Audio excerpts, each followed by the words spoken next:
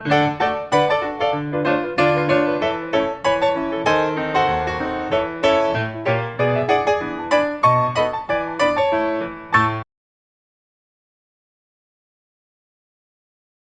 isso aí, galera. A gente chegou aqui em mais um Primitivo Cast. Hoje é dia 8 de janeiro de 2024. Vamos iniciar nossos trabalhos, iniciar nosso ano aí. Feliz ano novo para todos. A gente trouxe hoje aqui um convidado super especial, um amigo aí que praticamente cresceu na adolescência junto comigo. É uma pessoa que eu considero muito. Ele é músico, um dos melhores violoncelistas do Brasil na atualidade. Faz parte do grupo Trio Titânio. E o nome dele é Júlio Peloso.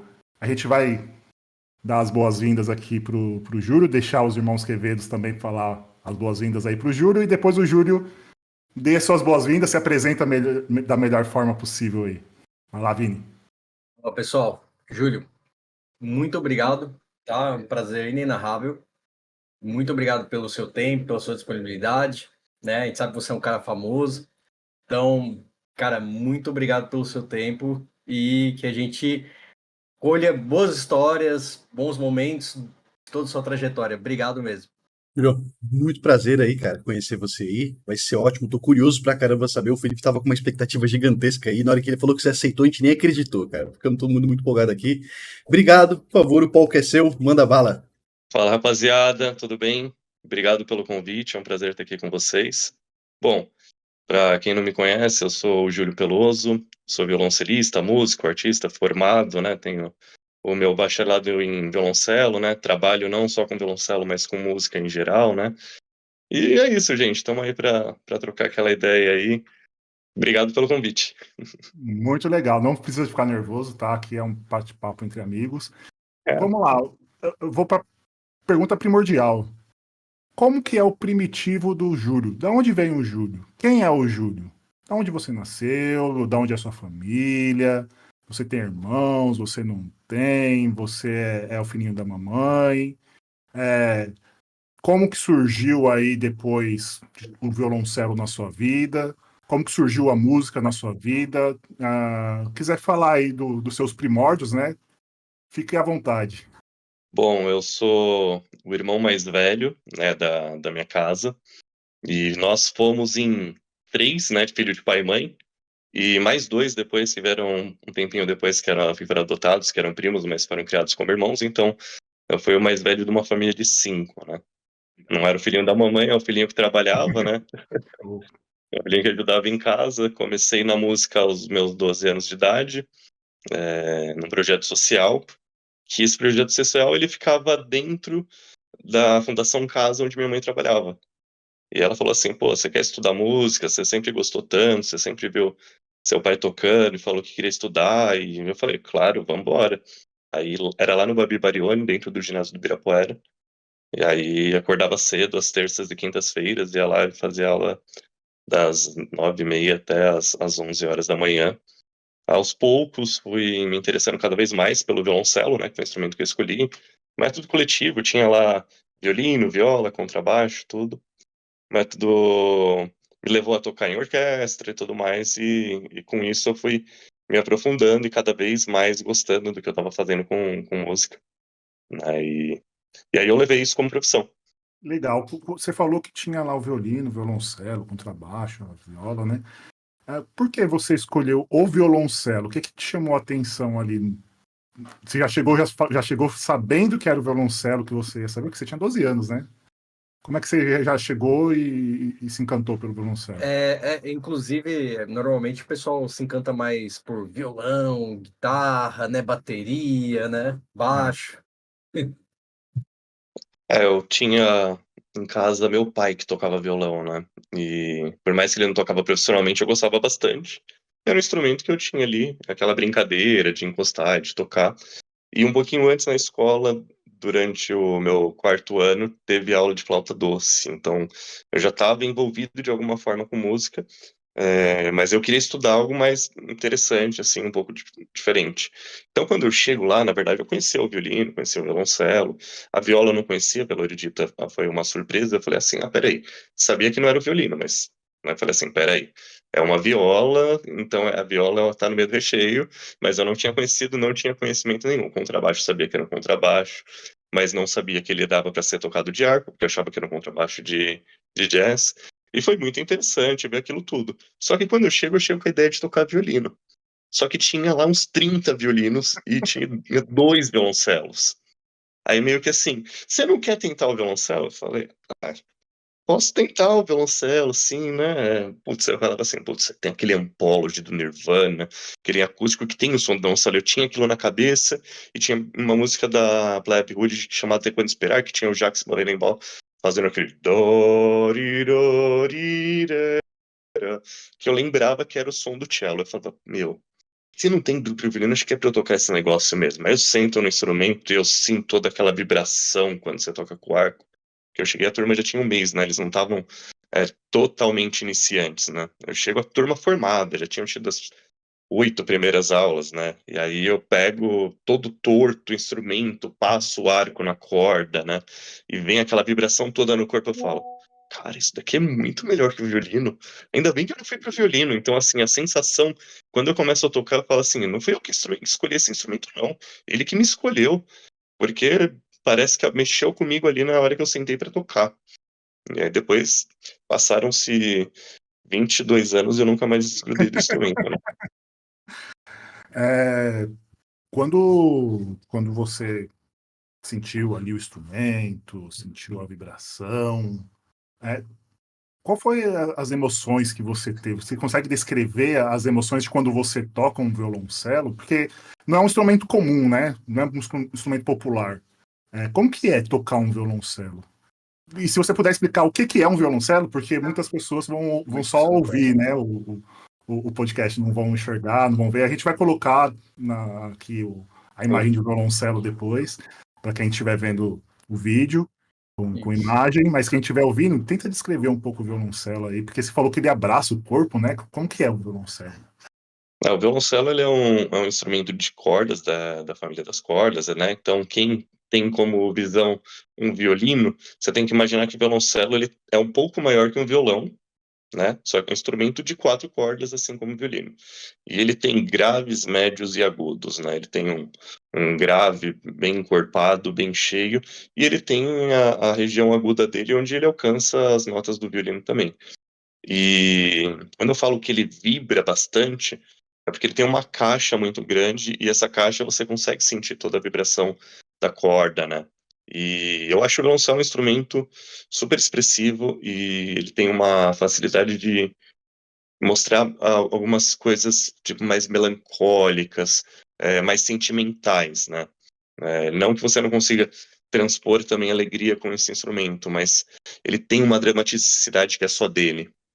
Legal. Júlio, engraçado você falar, porque você falou que ele alcança as notas de um violino. Eu não imaginava que um violão tão grande, né, não sou tão aprofundado em música, né, que ele chegaria a esse tom do violino, cara. Que bacana, vou dar uma estudada, porque agora, olha, eu tô com 32, cara, não fazia ideia. Eu acho que o pessoal, né, que vai escutar, que vai assistir a gente também, algumas pessoas igual eu, vai se surpreender. Muito legal, cara, obrigado. Eu queria até perguntar também qual que é o valor de um violoncelo, cara? Quanto que custa isso? Olha, a China chegou chegando aqui e hoje a gente tem os instrumentos chineses que chegam mais baratos, né? E o mais barato não é tão barato quanto um violão chinês, por exemplo, né? Você tem instrumentos aí chegando aqui na faixa de 1.200, 1.500 reais, que são aqueles bem para começar mesmo, que aí você ainda tem que trocar a corda quando chega, levar no luthier, que, né? O luthier vai fazer um trabalho, os ajustes devidos no instrumento, então assim, você começa aí nessa faixa de 1.500 reais, vamos dizer assim, com o instrumento. Agora você tem instrumentos aí que você pode colocar aí milhões de dólares facilmente neles. Porque alguns você não tem nem uma avaliação sobre o valor deles. Porque são instrumentos de mais de 300 anos. E esses instrumentos, eles são feitos ainda, às vezes, muito antes deles serem construídos. Às vezes, o cara que construiu ele há 300 anos atrás, ele estava com um pedaço de madeira para construir por 3 gerações. O avô dele guardou para se construir um instrumento. E aí um cara lá na Itália pegou, por exemplo, vou falar do Stradivarius. O cara pegou essa madeira e construiu um violino, uma viola e um violoncelo com aquela madeira que estava lá sendo guardada num telhado, sofrendo com o inverno europeu durante, sei lá, décadas. E aí depois tem todo o instrumento que vai vivendo sua história, que já passou na mão dos melhores músicos de todas essas gerações vindo para cá. Então, assim, instrumento bem conservado de 300 anos, como é que você pode avaliar isso, né? Não tem valia, como. né? Não valia. Nossa. Não varia. Falando, vamos fugir um pouco da música, né? Que eu sei que vai ser um pouco difícil, que são 22 anos, mas você é um irmão mais velho de 5 irmãos. Como que é o seu relacionamento com seus irmãos? Como que é a sua família? Eles são músicos também? Eles estudaram música? Ou só você que teve essa fagulha da música? Ó, o meu irmão, de pai e mãe, o Gabriel, ele toca violão muito bem, toca violão erudito, sabe? Toca umas peças muito difíceis e estudou como autodidata mesmo, porque ele nunca foi fazer aula de violão, mas ele fez o mesmo método coletivo, né? Que no caso eu e o Felipe fizemos, o Felipe fez na viola, né? Aí no caso, o irmão do Felipe, o André, fazia contrabaixo, que é o mesmo instrumento que o meu irmão fez, né? E meu irmão fez 2 anos, tocou muito bem, tocou na orquestra também. Mas meu irmão, ele não seguiu. Ele realmente foi trabalhar com outras áreas, né? Mas ele toca muito bem. Aí meus outros 2 irmãos, por parte de pai, aprenderam violão também com meu pai. Tocam relativamente bem, sabem tocar, solar e tudo mais, mas levam também a música de uma forma bem tranquila, né? Aí as meninas não. As meninas gostam de cantar, gostam de bagunçar. Aí não se envolveram. Mas a família toda se envolve, né? Eu vejo assim, por exemplo, eu tenho 2 filhas aqui que as duas, meu, querem tocar tudo que tem em casa, senta no piano. Tive que comprar um violoncelo pequenininho para elas, um violino pequenininho, porque elas respiram o ambiente musical, né? Então, por mais que nem todos tocavam na minha casa, meus irmãos todos, eles vivem e têm um ouvido muito bom, né? Tipo, porque sempre viveram essa atmosfera, desde frequentar shows, sala de concerto. Que Legal. legal, cara. E na sua casa, como é que é? Você tá instigando isso nas tuas pequenas? Como é que tá? As minhas filhas, elas estudam num colégio Waldorf, né? E o colégio Waldorf, você tem aula de música desde do começo mesmo, né? Do jardim, você já tem musicalização. Então, você tem uma professora que vai cantar com elas. A própria professora de sala canta bastante. Aí, no primeiro ano, por exemplo, a minha filha tá tendo aula agora de flauta doce. Agora tá indo pro segundo, né? E canta, ele é tipo uma harpa, né? Então, ela tendo essa vivência, meu, não tem como. Ela senta que ela quer tocar, ela fala assim, agora eu vou tocar meu violino. Então, eles pegam mesmo, né? Tem essa querência de estar tocando, né? A mais nova, assim, às vezes a gente fica até bobo, assim, o quanto consegue afinar as coisas, porque cresce no ambiente, né? Esse crescer no ambiente. É engraçado, né? Que você pontua aí que as suas filhas já estão sendo educadas na parte musical, com um método musical, né? Eu vejo a minha sobrinha, ela tem 7 anos, e ela é do interior, o pai dela gosta de sertanejo, então ela ouve música sertaneja. Ela gosta de ouvir Zé Felipe e música sertaneja. O que sua filha ouve de popular? Porque ela está sendo educada, assim, uma maneira diferente, né? Do É uma bolha. convencional. Exatamente, é uma bolha. E como que é, assim, ela escuta música popular? O que ela escuta de música? É, a Samira vai fazer 7 anos, a mais velha, mês que vem, né? Então, nesses 7 anos, assim, você pode colocar que a gente teve pandemia e tudo mais, então, quando ela começa a sair, depois ela já entra num colégio Waldorf, né? E ali, quando eu falo bolha, porque o colégio já é uma bolha, né? Eu sei porque, assim, eu não estudei antroposofia, eu tô lá como professor de violino, professor de violoncelo, né? Eu tenho Legal. esse trabalho que eu exerço lá, então eu consigo lá fazer essa ponte para elas também, né? E as meninas, elas vivem, elas gostam as músicas que elas escutam na escola e as músicas que os pais escutam, né? Então, eu posso até falar assim, mas elas conhecem um pouco de pop, sim, tal. Mas muitas dessas músicas pop são algumas músicas do pop que eu vou tocar, que a mãe vai cantar, que a mãe é cantora, então a gente coloca, elas acabam escutando também, né? Então, até esse pop que a gente vai colocar, assim, é um pop diferente. Então, por exemplo, se eu falar para vocês que as minhas filhas não escutam sertanejo, não é porque eu tenho preconceito com sertanejo, até porque eu acompanho milhares não, né? Dezenas de cantores sertanejos e toquei milhares de músicas sertanejas, né? Mas é porque eu não tenho aquela coisa de ter que tirar e ouvir, ter que ficar ouvindo. Então, elas acabam não ouvindo. Então, elas ouvem aqui música clássica, MPB, mas essa é a vivência mais por conta dos pais escutarem e porque na escola, a escola não coloca esse tipo de música. A escola vai trabalhar muito mais o erudito e o popular, né? Tem algumas Legal. canções, lógico, que são tradicionais, né?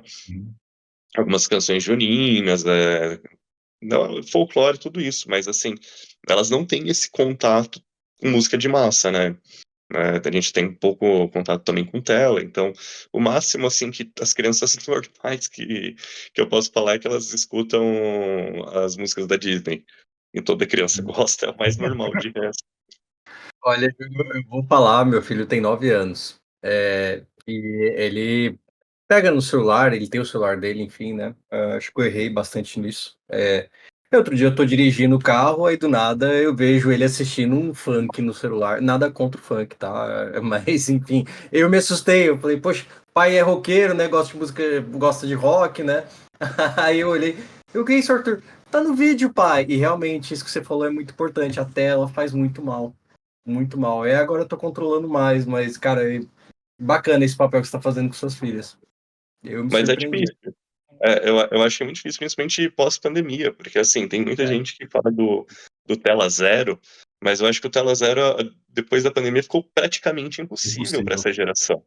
Então, Tem assim, razão. você tem que entregar alguma coisa, entendeu? A gente tenta, lógico, controlar o que que eles vão assistir, mas é bem complicado você querer trabalhar, por exemplo, esse primeiro setênio aqui, que é o que eu estou passando com elas, e falar assim, vamos brincar, vamos fazer uma atividade. É bem complicado, né? Mas elas escutam, elas gostam, né, de ver alguma coisa diferente que as outras crianças, né? Também, né? Então eu tenho, por exemplo, uma sobrinha que é criada, que fica muito tempo na tela, porque é mais velha também, e aí foi lá na casa da sobrinha e falou assim: Ah, você não sabe, eu joguei num tablet, ou seja, é uma baita novidade, porque pegou um tablet na mão.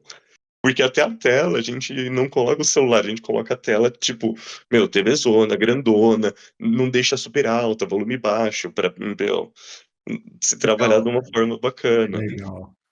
E É uma assim, luta. e assim, eu acho que vai ser difícil pra caramba pra gente também, porque vai crescer, vai ter um amigo na escola que também vai ter uma briga com o pai que vai pedir um celular, e aí vai ter acesso, e, meu, a gente tá numa geração TikTok, é bem complicada, cara. Então, e eu vejo, assim, certa impaciência também já nas crianças, mesmo a Samira que vai fazer 7 anos, a gente escuta, por exemplo, rock aqui em casa também. E tem músicas de 9, 10 minutos. Essa música não acaba nunca. Por quê? Porque tá acostumado com música de 2 minutos. A B, acabou, final, assim, tipo, música muito fraca, né? E só de batida. Então a geração é mais impaciente pra escutar música também. Eu lembro do Júlio, vou tentar voltar aqui à memória. Eu lembro do Júlio de 12, 13, 14 anos, mas eu lembro do Júlio rebelde. Aquele Júlio punk, que tinha a banda dele lá, o Geração Suburbana. E aí, o que aconteceu com Geração Suburbana? O que aconteceu com o Júlio Punk? Não tô vendo o Júlio Punk aqui. Ele tá vivo, né? Mas ele Pô, tá vivo mais focado na educação, mas um pouco menos de rebeldia. as filhas mudaram, né? As filhas fizeram você É, mudar o pensamento. as filhas fazem a gente amadurecer. Não Boa. tem jeito. Pra você ter uma ideia, assim, Mas relembra um pouco dessa época aí, de quando você era o punk, o que você fazia, como que. Conta um pouco de algumas histórias aí de quando Se quiser contar você era um pouco os podres do rebelde. Felipe, seria interessantíssimo, Não, tá? não. Os podres do Júlio, né? Do Felipe hoje não. Júlio, uma pergunta rápida. Realmente o Felipe tinha cabelo? tinha bastante, inclusive. Um Caramba, dia, um dia, cara. um dia eu já fui, um dia eu já fui cabeludo igual o Júlio, pô. Ele me conta, eu não consigo acreditar, Júlio. Eu falo, não, o Felipe tá mentindo pra mim. Ele falou, é sério, cara, tinha cabelo aqui. Mas E beleza. É só com fotos mesmo pra Só com comprovar, né? Que a foto. gente começa a olhar a pessoa assim, você fala assim, não, mas não consigo ver mais essa pessoa. Não tem nem como mais. Não, mas conta um pouco aí dessa história aí da sua época da adolescência. A geração suburbana, ano passado, completou 20 anos, né? Oh, que E legal.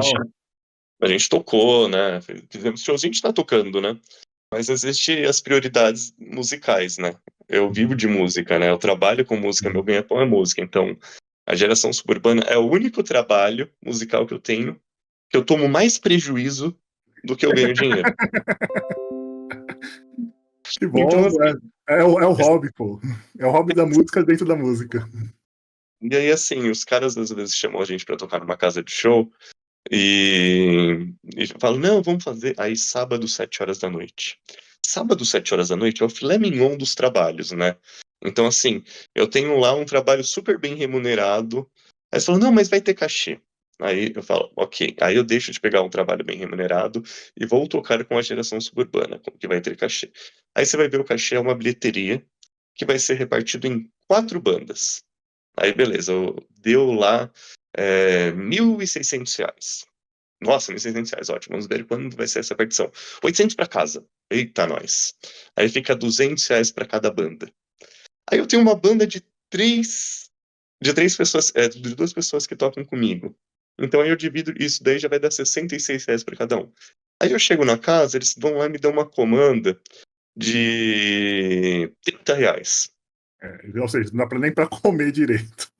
Aí eu pego um lanche, pego uma cerveja ali gostoso ali, eu já deixei meu cachê, eu já nem pego o cachê.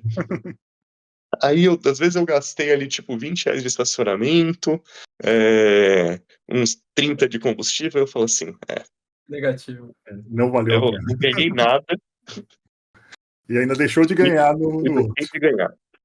Aí eu falo assim, no outro ia chegar, ia ter, sei lá, ter camarim, às vezes você pega o trabalho, você fala assim, olha, tá um pouquinho longe, vocês podem, tem estacionamento, vocês podem dar uma ajuda de custo maior, as pessoas entendem isso, né?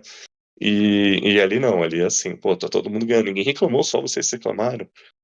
Então eu falo assim, gente, pra mim é um pouco mais complicado. Então às vezes eu pego um trabalho assim quando tem uma simbologia, né? Vamos fazer lá o show de 20 anos de comemoração, aí você faz, ou um lançamento de um CD. Mas eu fiz a banda também começar a se financiar, né? A gente vende camisa, vende o CD, fizemos um lançamento de um CD mesmo, com prensagem de 1.000, pelo Catarse, então tudo isso Ah, que você legal. faz a banda se pagar pra banda não ser uma dor de cabeça, mas, sei lá, acho que muda um pouco quando você tem filhos, né? Porque quando a gente começou há 20 anos atrás, eu começo, tipo, uma banda quando eu tenho 15 para 16 anos, né? Tinha uma primeira banda, depois a minha segunda banda é a banda que eu fiquei a vida inteira. E aí tá lá meu irmão no começo da banda, meus melhores amigos começando, né? Todo mundo estudou música e começou a tocar junto e viver, e você vive toda aquela bagunça, né? Eu estudava música no centro de São Paulo, né? E no centro de São Paulo, você pegava e terminava de estudar música, você frequentava Galeria do Rock, fazia aquele rolê da São Bento, fazia toda a bagunça de centro, de sair com o pessoal, ir pra uma casa de show e tudo mais. Então era muito mais fácil, não tinha obrigação com nada, né? Só com o instrumento de estudar. E a gente dava conta de tudo isso, né?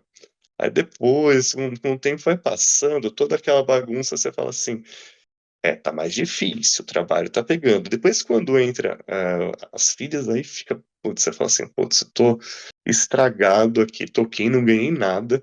Às 7 horas da manhã estão batendo no seu quarto querendo atenção. Aí é por isso que a geração suburbana, o punk, né, já não tá mais no mesmo lugar na minha vida hoje, né? Embora eu me considero punk, acho que muito do que eu penso, do que eu aprendi, vem do punk, né? Então, o punk ele faz parte de quem é o Júlio, né? Mas eu não consigo priorizar punk na minha vida. Fala um pouco da cultura punk, eu nunca me aprofundei muito. Eu queria ouvir um pouco de você, até para as pessoas dessa nova geração aí que não tem muito acesso ao punk, quem estiver ouvindo, poder entender um pouco mais do o que é essa cultura punk, o que é o punk. E ô Júlio, se você puder depois falar, né, da sua banda, do seu grupo principal e tudo mais, a gente vai fazer uma divulgação também no vídeo, tá? Boa. Tá. Bom, para quem não conhece, o punk surgiu no final dos anos 70, né, na Inglaterra, e praticamente ao mesmo tempo nos Estados Unidos, né, então você tem as bandas pioneiras, né, The Clash, os Sex Pistols, do lado de lá, né, aí você tem nos Estados Unidos o Ramones, o Dead Kennedys, né, Dead Kennedys um pouquinho mais, um tocando um pouco mais rápido, mas são as bandas de maior relevância que o pessoal conhece aí. E ele começa como música, mas ele começa já chocando, né? Totalmente iconoclasta, com aquele visual, né? Os moicanos, as jaquetas de couro, rebite, aquelas roupas costuradas, né? O pessoal de preto com visual mais agressivo, né? Então, ele se encaminha com essa agressividade não só na música, mas também no visual. E o punk, ele não começa politizado, mas ele vai se politizando durante o caminho, né? O punk, ele flerta demais, né, com o anarquismo, né, nas bandas, né? Mas ele não é necessariamente anarquista. Então tem centenas de bandas aí que são anarquistas, mas tem centenas de bandas que, por exemplo, se coloca, tipo, totalmente como não assumida, tipo, ou de esquerda, ou que a gente realmente não tem uma ideologia nenhuma, a gente não é anarquista nem nada, ou se coloca como comunista.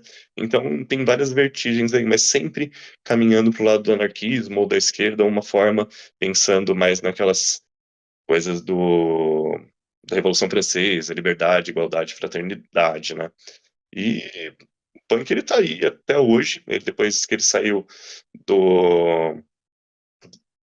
Quer dizer, eu não falei do Brasil, né? Eu falei de lá, falei de Inglaterra, onde ele surgiu, mas ele veio para o Brasil muito rápido também. Ele até acontecia simultaneamente em São Paulo, né, e Brasília, cada um com as suas influências, né? Em São Paulo ele era mais periférico mesmo, era o pessoal da periferia que se encontrava no centro. Acontecia também no ABC, né? Na região do ABC tinha bandas diferentes que não se comunicavam bem, depois começaram a se enfrentar e depois se arrumaram. Em Brasília tinham os filhos dos diplomatas, né, o pessoal que tinha um pouco mais de poder aquisitivo, né, onde surge bandas como Plebe Rude, Legião Urbana, Capital Inicial. Então o punk ele sempre teve aqui no Brasil também, né, e por muitos anos esse punk ele teve altos e baixos, né, e ele teve outro boom no final dos anos 90, né? E aí a gente pegou um pouquinho disso no começo dos anos 2000, e ele tá vivo, né? Ele tá nas suas, ele tem as bandas, ele tem molecada, né? Ele se renova, né? É muito engraçado você ver, às vezes, molecada de 15, 16 anos, e fala assim, meu, da onde que fonte que essa molecada bebeu? Que eles estão se aproximando de uma cultura tão antiga, né? É, eu sou vocalista e guitarrista da geração suburbana, né? É uma banda de 20 anos e muitas vezes ali a gente se surpreende com mensagem do moleque, sei lá, como é que é o nome da cidade? Tô tentando lembrar que é uma cidade da Bahia, Vitória da Conquista. Mano, moleque de 16 anos, Vitória da Conquista, mandando mensagem lá, falando que curtia pra caramba o som, que conhecia. Pô, né? Não é Salvador, né?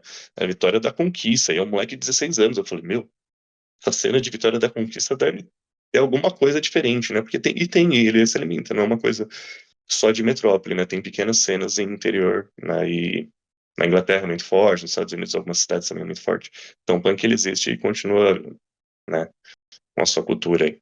Acho que deu para dar uma explicada brevemente. Eu poderia falar sobre Legal, pô. Uma aula. horas, mas Foi legal. não tá por aí. Eu queria fazer uma pergunta assim. A sua esposa, ela também é? Ela curte também? Você conheceu ela no meio? Como é que foi? Eu conheci ela no meio musical, né? Ela se aproximou do punk também durante porque a gente é formado em música, tudo, ela é cantora, professora de música, mas ela também foi metaleira, gótica, roqueira, tinha os amigos punks, então ela conhecia as bandas punks, mas tinha um receio do medo, porque o punk é agressivo e era muito difícil para mulher, realmente. Hoje é muito mais tranquilo, hoje tem um monte de banda de mina, que é muito legal. Mas ela flertou, e até ela falava assim, eu tenho um CD dessa banda. Eu falo, não, essa banda você não tem o CD. Tenho sim. Aí já chega e me mostra que tem o CD de uma banda, sei lá, tinha uma prensagem de 500 CDs e ela conhecia a banda. Mas a cabeça dela é assim, eu falo, nossa, meu, se ela tivesse ido pro punk, ela seria muito mais porra louca que eu, muito. Mas porque quando a gente fala do punk, a gente sabe que tem a rebeldia, tem ser inconformado, né? E ela é uma pessoa muito inconformada, assim, com injustiça, essa coisa toda, né? Então, ela tem uma vivência de conhecer, de ter pego as informações, né? Bebido um pouco da água mesmo, não tendo frequentado o meio. Legal, muito bom, excelente.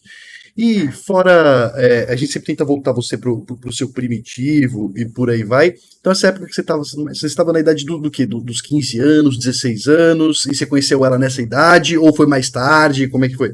O primitivo, o punk eu conheço junto com a música, né? Os meus 12 anos, quando eu estudo música no centro de São Paulo, né? Quando eu tô ali flertando com tudo aquilo, né? Música, caos de centro, vivenciando tudo isso. Agora, quando eu vou pra música, passa 10 anos, e 10 anos depois eu conheço a Yara, que é a minha esposa, né? E aí eu conheço ela na música. Cara, que bacana. Bacana. E você falou que você tem duas meninas, né? Isso. Duas meninas. Como é que foi essa emoção, assim, na primeira, depois a segunda? Porque, assim, eu sou pai de um menino, né? Então, aí você foi, teve a primeira, e depois a segunda menina de novo. Como que é essa experiência, né? Eu não tenho amigos que são pais de meninas. É mais curiosidade minha mesmo, tá? E aí também o pessoal que estiver ouvindo. É, bom, antes de ter as duas, né, não, tivemos, né, lógico, né, o problema de gestação mesmo, de duas não vierem ao mundo, né, então existia uma expectativa, né, quando você ouve a primeira vez, pega o exame e acha que vai ser pai, acha que vai ser mãe, acho que pra mulher ainda é pior, né, porque começa aquilo todo lá e, meu, foi frustrante. A segunda, eu tava tocando, aí do nada ela descobre que tem uma gravidez na trompa e fala, tô indo pra um socorro, né, então eu tava no interior, termino o show, já vou lá ver o que aconteceu, ela falou, meu, acabei de entrar aqui, eu vou operar. Ou seja, ela pegou e tirou uma das trompas. Então, assim, quando você teve aquela segunda que tirou a trompa, aí a segunda perda você já fala assim, meu, já não tô nem pensando em mais nada, meu. Se for pra ser, vai ser. Aí a gente tava viajando. Aí eu lembro que nessa época a gente pegou e teve o nosso luto, nosso segundo luto, aí o que que a gente fez? Foi falar assim, vamos viajar, vamos aproveitar e tudo mais. Aí a gente pegou e planejou um mochilão planejado, fomos para Peru, Bolívia. Aí quando a gente estava subindo a montanha antiga de Machu Picchu, que tem Machu Picchu, tem a montanha antiga de Machu Picchu. Não cansado de andar Machu Picchu toda, a gente pegou a maior montanha para andar. Aí ela falou, meu, eu tô muito enjoada. Aí eu falo, para, coisa da sua cabeça. E ela tava grávida mesmo. Aí a gente pegou e falou, não, antes, no mochilão a gente não vai ver nada. Chegando em São Paulo a gente olha. Aí beleza. Nunca andamos tanto na vida, isso é verdade. Nunca, nenhum dos dois. A marcação do que a gente andou ali, o tanto que a gente subiu, dava, sei lá, 200 andares, o equivalente do que a gente subiu, ridículo, né? O tanto que a gente andou aquele dia. E aí chega em São Paulo, faz o teste. Não veio aquela alegria enquanto não deu o terceiro, quarto mês. Aí quando chega isso tudo, a gente fala, vamos fazer festa. Aí quando a gente tá com o parto todo preparado para ser humanizado em casa, lindo, maravilhoso, festa de chá de bebê, termina o chá de bebê, a bolsa estoura. Exatamente quando eu vou, Nossa. assim, fecho o portão, volto, assim, vou comer agora, porque eu tava cuidando, fazendo sala para todo mundo, né? Aí estoura a bolsa e falo, acho que minha filha vai nascer de 7 meses. É isso mesmo, eu vi uma bolsa estourando, não pode ser outra coisa. Aí eu vou no médico, em 2 horas e meia, minha filha nasce prematura. Aí foi uma baita emoção, participei do Legal. parto, foi muito legal, tudo. E aí depois veio a Gaia, alguns anos depois, né? Foi 2 anos e meio depois, uma baita felicidade. Mas aí participamos de um parto que a gente sabia que ia ser prematura, então ela já estava lá, a gente já sabia qual era a situação. E aí foi bem gostoso também, né? Mas foi menos susto, a gente. Mas é uma emoção maravilhosa, né? Eu até falo que é muito egoísmo da nossa parte quando a gente tá ali, né? A mulher pare e o primeiro olhar pra criança é seu, né? Porque você tá ali vendo todo o parto, eu falo, eu flertei primeiro com as crianças que você, meu. E falam que menina é mais achegada ao pai, né? Ah, elas são muito grudadas. Não, é, as duas são bem grudadas, é que a gente, como a gente tem essa vivência de os dois ficarem muito perto. Elas são bem grudadas com os dois, assim, né? Mas Legal. elas têm um carinho muito grande, quer estar junto, tem uma disputa, tem o Édipo, tem tudo isso. Mas eu até, por muito tempo, eu falava assim, seria legal ter um casal, né? Tanto que quando tava pra ver a segunda, eu falei, podia ser um menino agora, né? E quando veio o menino, eu falei assim, é bom, as duas vão brincar e tudo mais, mas é bom pra mim também, porque elas são tão carinhosas, é tão legal assim, né? O menino fica pro terceiro, pô. Futuro, quem sabe? Acho que não. Acho que é outra vida. Você tinha Obrigado. comentado há pouco. Você tinha comentado há pouco que você fazer um mochilão assim, cara. Já tinha feito um mochilão antes, só tinha planejado, porque é um negócio que você tem que planejar rota, né? Cara, vou me deparar, vou ter que pegar um trem ali, fazer uma outra rota de ônibus, outra eu vou caminhar, tipo, não sei o idioma, ou já sabia o idioma, como é que é? Você fala mais de um idioma? Como é que é? Conta pra gente. Meu, eu sou a pessoa mais sem vergonha, né, meu? Eu falo nada praticamente de inglês e espanhol, mas eu vou e me viro. Eu estudei muito pouco, então sei muito básico, né? Mas a gente vai se virando e planejar. Aos poucos a gente vai meio que aprendendo. Aos poucos você faz a primeira viagem de porra louquice pra praia, pegando uma van com 15 anos no Jabaquara, sem saber pra onde tá indo. E depois disso você acha que você pode fazer qualquer coisa. Então você fala, vou pra outro país. É isso. É o Deixa eu ver. famoso, é o famoso quem tem boca vai a Roma. Mas, meu, muitas coisas eu fiz assim, cara. E olha, quando a gente pegou e começou a namorar, eu e minha esposa, eu já tinha feito um monte de porra louquice, né? Aí eu falei assim, meu, vamos pegar essa BR-101 aí e vamos embora. A gente saiu lá de Ubatuba e a gente viajou durante 40 dias até a Bahia. A gente parou, né, Legal. litoral norte todinho, o sul do Rio, foi subindo, Rio, Búzios, nossa, deixa eu ver se eu lembro mais ou menos aqui. Essa viagem, por exemplo, a gente começa em Ubatuba, vai para Praia do Sono, que é ali em Paraty, depois sai de Paraty, vai para Angra. Ilha Grande, Angra, Ilha Grande, paramos lá também, aí ficamos um dia no Rio, depois já do Rio a gente foi para Búzios, aí tudo ficando em hostel. Em hostel, lá em Búzios, a gente pegou e. Aí a gente começou a planejar o que a gente ia fazer. Quando a gente chegou em Búzios, a gente falou: acho que a gente pode fazer isso na Bahia. Antes a gente tava só indo e parando. Tipo, nós chegamos em Ilha Grande, meu. Tamo com as barracas aqui. Aí os camping tudo lotado. A gente falou: putz, não tem onde dormir, que ferrou. Vamos ter que dormir na rua. Aí a gente encontra lá um lugar que, meu, a gente não tá alugando esse quarto. Mas você vai alugar, mas não tá funcionando o banheiro. A gente se vira com o banheiro, tá tudo bem. Aluga o quarto, pobre do mesmo jeito, a gente vai ficar aqui. Então fomos subindo assim. Aí a gente foi pra Espírito Santo, Trancoso, né? Morro São Paulo, Península de Maraú, foi isso tudo de carro. Mano. Então, meu, a gente faz isso. Depois a gente fez isso com Minas e foi sempre meio que mais Uma ou menos loucura. planejado. Menos. Isso antes das meninas, né? Isso antes das meninas, agora Com as meninas, vocês já fizeram algum mochilão? Ou tá não. esperando elas ter a idade ali dos 13, 15 Depois anos? a Samira tava com 11 meses, a gente pegou e inventou de ir pra Argentina e até fez algumas as coisas que a gente fazia quando a gente ainda não tinha. E eu vi que era muito mais difícil fazer com criança. Aí quando teve as duas, eu falei assim, sabe o que eu vou fazer? Eu vou esperar as duas terem lá uns 8 e 6. Aí eu volto a fazer isso. A gente tá a fim de acampar agora com elas, né? Tipo, algumas vivências já dá pra ter, mas acho que eu fiquei mais bunda mole, assim, tipo, falei assim, tem que ter mais planejado, né? Tem que ter um lugarzinho certinho pra Sim. dormir. Porque é legal também, né? E é uma coisa minha, de gostar de chegar no lugar e não saber como vai ser, sabe? Pô, vamos lá, vamos viver esse negócio aí. Muitas aventuras.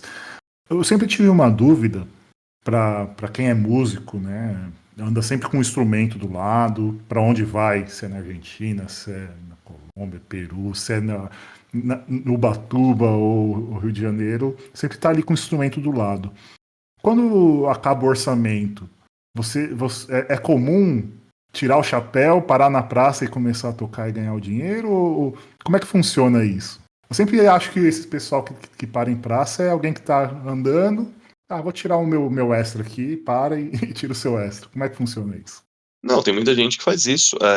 Eu mesmo já fiz isso por anos, né? Eu tive dois escritórios que eu falo, né? Que um é a esquina ali da Augusta com a Paulista, né? Que eu, quando era estudante de música, tinha lá meus 18, 19 anos, um monte de coisa para pagar do instrumento, corda cara, crina cara, e assim, é um instrumento caro, né? Como vocês imaginam e sabem alguma coisa, é a manutenção da minha cara.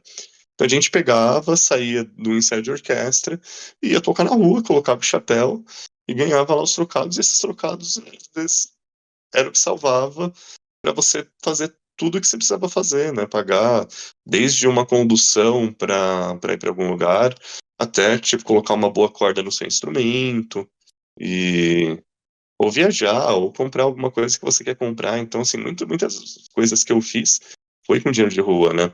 E quando eu vi que a rua era uma boa vitrine, dava dinheiro, eu peguei, fui pesquisar onde era um lugar legal e onde tinha o pessoal que tinha poder aquisitivo, né? Eu tinha acabado de voltar de uma turnê da Europa e eu tinha ido para uma cidade chamada Bonn, né? E Bonn era a cidade do Beethoven, né? E ali tinha um cara tocando violino muito bem na rua. Eu falei assim, caraca, meu, cara, esse cara é profissional tudo, mas aí a gente foi descobrir que o cara era mestrado, ele tava fazendo doutorado, tava usando pra ficar na cidade pra pagar os estudos dele. E aí depois a gente fez uma viagem pra Cologne, também na Alemanha, e ali você tinha um quarteirão, assim, só de atividades artísticas, de você andar 200 Legal. metros, você ter tudo, e assim, você falava assim, meu, e tudo regulamentado, e eu falei assim, fiquei impressionado. Eu falei, onde em São Paulo isso poderia acontecer, né? E tanto que, assim, no Ibirapuera eu sou um dos pioneiros, talvez, acredito eu, né, de cordas, um dos primeiros, violoncelista, com certeza o primeiro a sentar com o violoncelo ali pra tocar. E a gente sentou no Ibirapuera e viu que o pessoal tinha poder aquisitivo e gostava de música. Então a gente tocava música clássica e música popular também ali, né, pro pessoal. É, gravou um CD, começou a vender o CD também gerava renda. E, por exemplo, meu primeiro carro eu não comprei com dinheiro de evento, eu comprei com dinheiro da rua. Olha que Né? legal. Eu peguei a entrada todinha de dinheiro da rua, todas as notas trocadas, né, colocava a caixa lá e... Então a rua, ela pode É um ser, sim, incentivo. É um uma incentivo. forma para você viajar e financiar a sua viagem, mas pode ser uma forma de sustentar a sua família, né? Tem muita gente hoje que sustenta a família com essa vitrine que é a rua. Então, pra você, se você quer seguir o rumo da música, você tem que ser um bom administrador, né, cara? Porque você tem que. Olha só como você fez, explorou o campo, você entendeu onde que tem o poder aquisitivo, o estilo de música que você vai tocar ali naquele ambiente, as escolhas que você tá fazendo. Você, pô, ganhei muito hoje, cara. Putz, eu tenho que ter maturidade pra não gastar esse muito que eu ganhei de uma vez. Imagino que além de ser um puta de um músico, você é um excelente administrador também, né, Júlio? É, o músico, ele não é só músico, ele estuda a música. A gente fala, putz, música é uma das profissões mais difíceis do mundo, porque você estuda a vida inteira, né? E, e aí você estuda um idioma, né, que é a linguagem da música. Você tem que ler a partitura, ler cifra, tudo mais, né? Alguns tem que ler tablatura também. Então, toda essa codificação você tem que ler. Você se aperfeiçoa tecnicamente no instrumento, por exemplo, o violoncelo, que é um instrumento difícil, né, que você tem que estudar pelo menos umas 10 mil horas para tocar profissionalmente. Então você tem toda essa bagagem. E depois que você toca tudo isso, se você não souber para onde você vai, você já está ferrado, porque é um campo muito difícil, muito competitivo. Você tem diversos caminhos para trabalhar. E você tem que aprender a administrar também. Porque se você não administra, tem tempos muito bacanas e tempos que você vai pegar e vai olhar para o lado e vai falar assim, gente, secou, não tem o que fazer, né? É, posso falar de diversas formas, aqui eu vou usar duas formas falando de administração de dinheiro. A gente tem 3 meses que tem uma movimentação muito bacana para se tocar, para se dar aula, que é outubro, novembro e dezembro. Então você consegue ganhar bastante, o mercado aquece e você toca bastante. Mas depois você fica praticamente 2 meses até o final do carnaval sem praticamente trabalho. né? Graças a Deus, eu tenho meus trabalhos aqui em janeiro, né? Não tô trabalhando, trabalhei esse sábado, trabalhei domingo, vou trabalhar esse sábado, então você tem alguns trabalhos, mas é muito menos trabalho. Então você tem que se organizar, saber que você tem que pegar e tá guardando dinheiro, porque você não vai ter o mesmo salário, porque o seu salário como músico, geralmente a gente vive uma autonomia muito sem fixo. Você tem alguns salários fixos, algumas coisas fixas, mas muito mais da metade do que você ganha, ele varia bastante, de acordo com quanto tá aquecido, né? E isso eu tô Sazonalidade, falando de né? agora. Agora, na pandemia, quando fechou as portas, a gente acabou de falar sobre esse começo de mês. E a pandemia, ela é março ou abril que ela entra. Agora eu tô Março. meio perdido. Foi março, Março. março, março. Ou seja, a gente tava ali sofrendo com a administração que você tem que ter de janeiro e fevereiro, e aí do nada, Não você tem se mais preparou nada. para janeiro e fevereiro, você não tem mais nada. Não tem mais. Puta, aí você fala, ferrou tudo. Aí, o pessoal que não tava preparado, meu, cara, teve gente que surtou, né? Teve gente que foi fazer outra coisa, teve gente que foi fazer Uber, teve gente que foi fazer entrega. E estamos falando de músicos de excelente nível, né? Algumas orquestras estavam pagando, outras foram fechadas, outras pagaram metade. Então, até as orquestras, né, que muita gente acha que é um lugar que eles têm salário e tudo mais, meu, também não é nada confiável, né? Hoje você toca em alguma orquestra? Qual é o seu principal trabalho? Se quiser divulgar também onde você toca, o seu trabalho aqui, fica à vontade, Júlio. Eu tenho uma carreira paralela do mundo das orquestras, né? Eu estudei bastante repertório dito, fui lá e me fiz primeiro meu bacharelado em erudito, em violoncelo, e estava todo antenado em repertório de orquestra estudando, mas durante certo tempo eu peguei e falei assim, putz, o quão feliz eu sou tocando em orquestra, né? Já estava ali tocando nas orquestras semiprofissionais e preparando para os testes de orquestra profissional. Aí você fala assim, putz, agora eu tenho que pegar, estudar, e aí você começa a pensar, tá, eu vou ser feliz ou não vou ser feliz? Tá, eu vou ter uma estabilidade, aí eu começo a falar, tá, mas eu não tenho tanta estabilidade assim, pô, tanta orquestra já fechou. Aí, assim, o negócio da estabilidade já caiu, porque as orquestras, elas acabam. A gente teve muitas orquestras muito boas que acabaram. E aí eu falei assim, putz, Verdade. então eu já comecei a pegar, eu já tinha uma birra de orquestra, já de ambiente de orquestra, né? De trabalhar, e o repertório que você não se renova, e você acaba tocando às vezes as mesmas coisas, e às vezes repertórios que você fala assim, não quero tocar isso, né? E eu gostava muito de escolher o que eu ia tocar, o que eu ia fazer, né? Então, eu tava flertando demais com música de câmara, que são músicas de pequenos grupos, trio, quarteto, sexteto de cordas, e tocar acompanhando artista e tudo mais. E aí eu já tava encaminhado com alguns trabalhos desses. Então eu peguei e falei assim, olha, eu vou ter que estudar e ser muito bom nesse trabalho aqui também. E aí eu fui para o meio de eventos.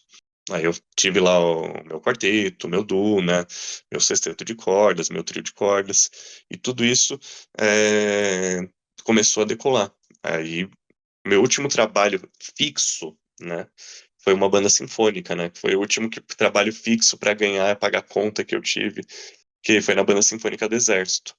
Não uma banda sinfônica com harpa, uma banda sinfônica com um bom nível tocando, né? Você fala assim, pô, mas é o Exército.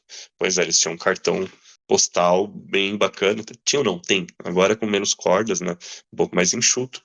Mas um trabalho bem organizado. Uma banda sinfônica que eu posso colocar que era a melhor banda sinfônica do país, até pela forma de orquestração dela, por ter violoncelo, por ter harpa e tudo mais.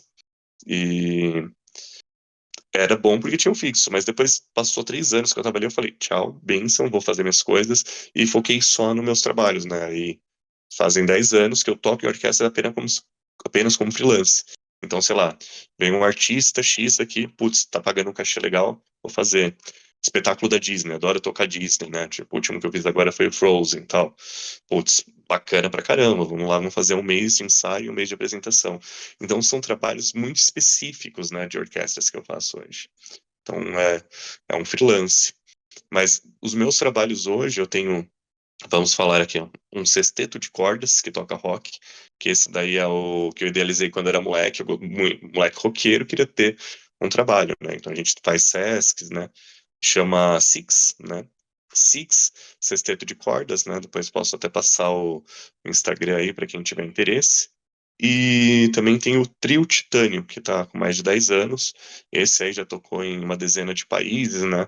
A gente já foi para Europa, Estados Unidos, América do Sul, é, América Central, fizemos festival no Panamá, festival em Dubai, né? Tocamos em diversos lugares assim. E esse aí já mistura música pop. E esse já é mais inovador, já trabalha com DJ junto, violino, violoncelo e viola erudita. E aí a gente já usa instrumentos elétricos, mesmo sendo um violoncelo elétrico e tudo mais. Fora isso, né, tem alguns outros trabalhos que eu vou fazendo e aí são participações, né? Mas a princípio, os dois principais são esses. Nossa, parabéns pela sua jornada, né? Pela sua construção da sua carreira, pelo seu envolvimento com a música. A gente vê que você é apaixonado pela música, vive música, respira música, né? Mesmo independente se é banda, se é em orquestra, se é no sexteto, se é na sua banda punk. Assim, eu fico muito feliz, né? Quando você iniciou, eu estava lá junto, né? No início, lá, aprendendo junto com você também. E eu fico muito feliz que você conseguiu, né, chegar onde você chegou hoje, com sua família, nessa estrutura. Eu tiro o chapéu e eu dou os parabéns para você, porque eu sei que não é fácil o meio musical. Eu sei que como é difícil, eu sei essas angústias, essas dores que você tem aí de tocar em orquestra. Eu entendo um pouco, bem menos, né, do que você, lógico, que tá aí há 22 anos, ou um pouco mais, vivendo disso. Vamos dar aqui um direcionamento final, né?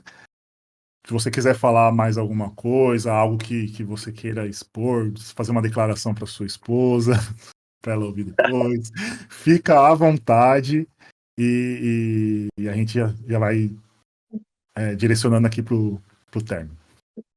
O meio musical é um meio muito legal, só que as pessoas às vezes elas fantasiam demais, né?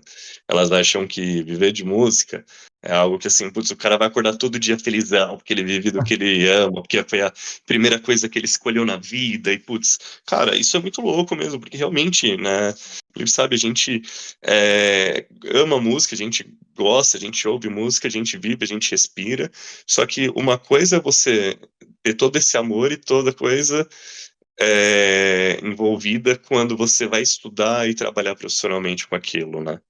O meio musical é um meio muito competitivo, né? Quando eu coloco para vocês que orquestra é um caminho que eu preferi me ausentar, era porque tem muita coisa assim que você fala assim, nossa, é tanta dor de cabeça que eu acho que eu perderia essa essência que eu carrego comigo de amar de fazer o que eu faço.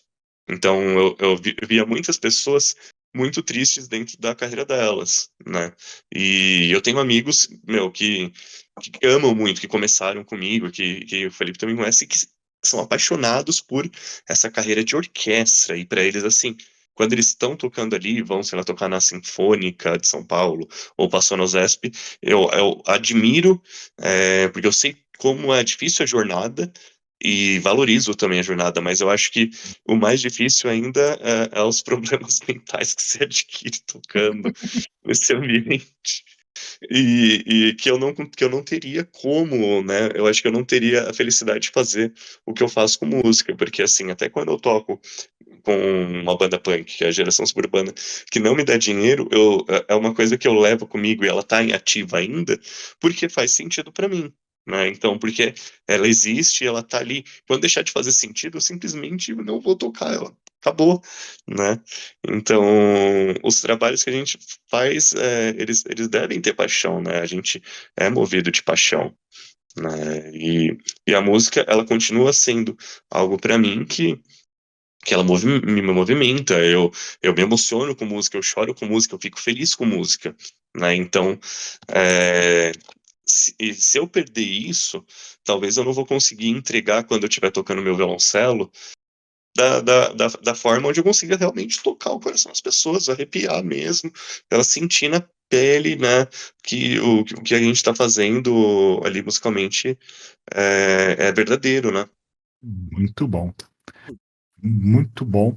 Fica à vontade, Victor, falar. Claro, obrigado.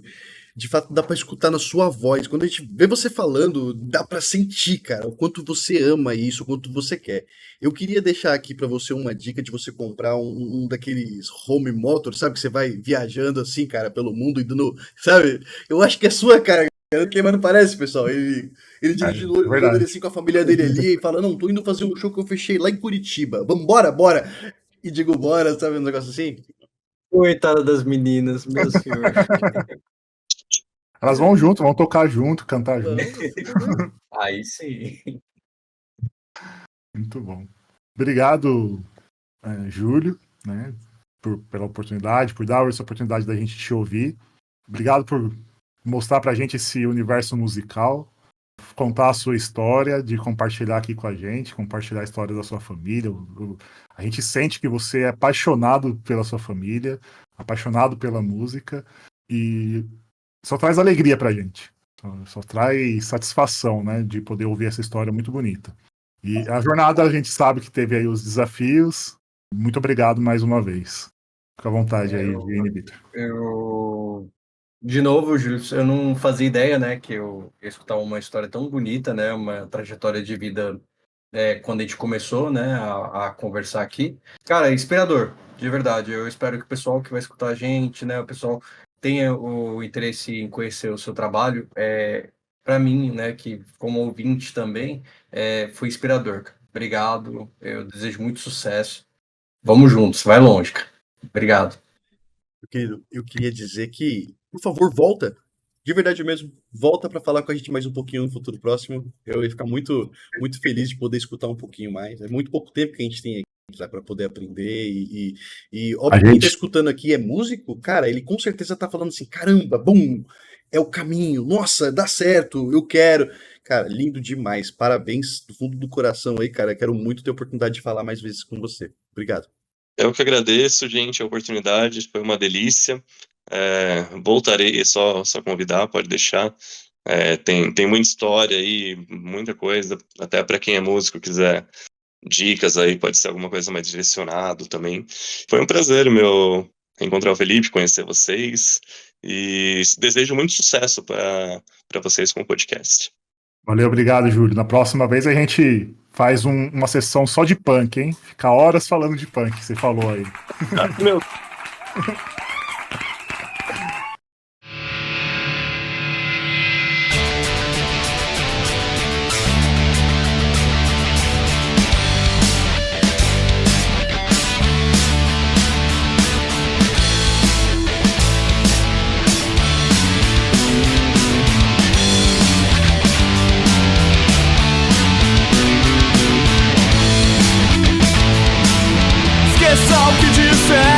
Sobre a tal educação, sobre valores éticos, costumes, tradição.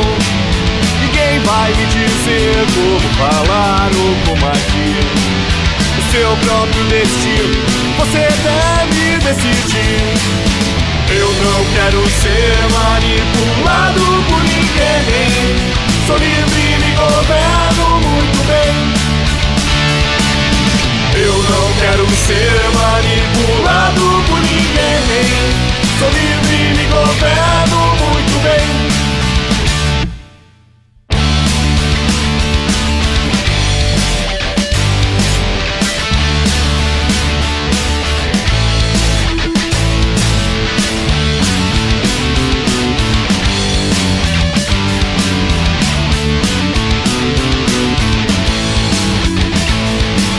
Sua liberdade, seu direito de escolher, roubam sua identidade, não deixam você viver.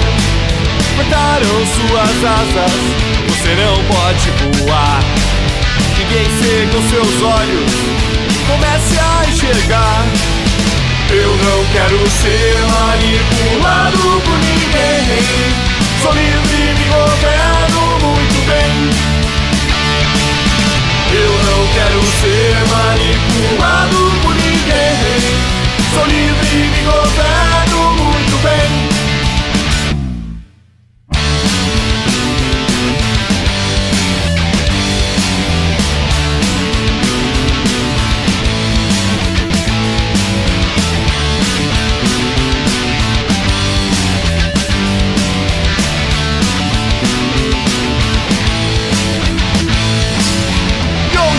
Chegaram com tanta ambição, criando fronteiras pra nossa imaginação. Enquanto ter poder, por mais do que existir, seremos massacrados, é a hora de agir. Eu não quero ser manipulado por ninguém.